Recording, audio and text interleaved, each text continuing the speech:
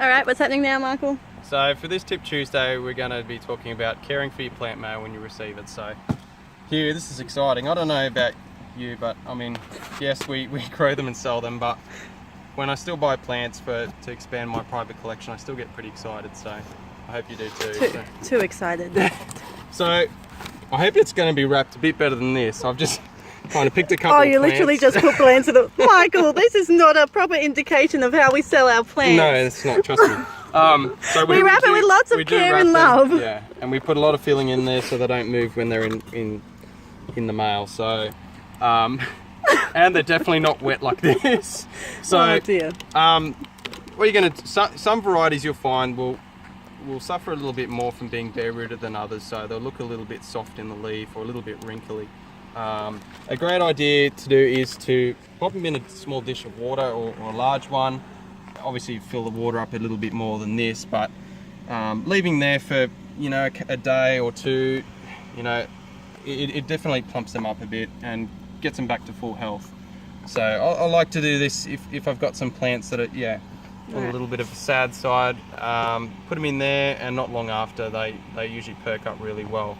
So once they've done that, then you can put them into your potting mix, and I tend to find they do well in a partially shade spot just to get going, just so those roots can start getting into your new potting mix and taking off. So why do you have to sell them completely dried out, and sometimes they look almost a tiny bit shriveled? Well, it's not we do completely that shriveled, because we want to avoid why? having any moisture in the box.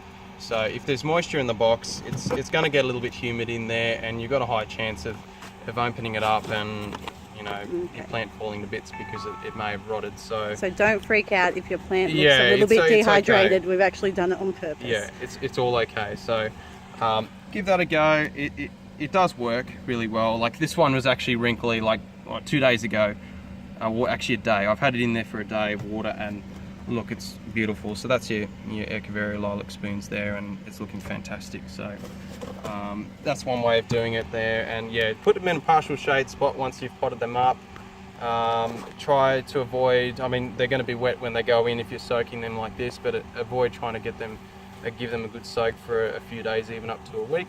Let them settle for a bit and then start to water. So just be careful, be generous with your water when they get going, because the roots haven't developed enough in your pot. So I always like to start off with a really small pot, and then I gradually build them up. So you don't want to have too much soil around your plant, because if you water it or if it gets wet from the rain or anything like that, it takes a lot longer to dry out through the natural elements. So always start off small, and yeah, you give those roots a chance to get going, and less likely to have rot as well. So okay, so basically get it out your box. Yep. If it's looking dehydrated or a little bit shriveled, soak it for a day or two till it looks nice and plump, pot it, and then leave it. Don't to dry out. Don't water it again until the soil's completely dry. Yeah, that's right. So if your soil is already wet, definitely don't water it. And yeah, just let them settle in for a few days, up to a week, and then give them a good drink.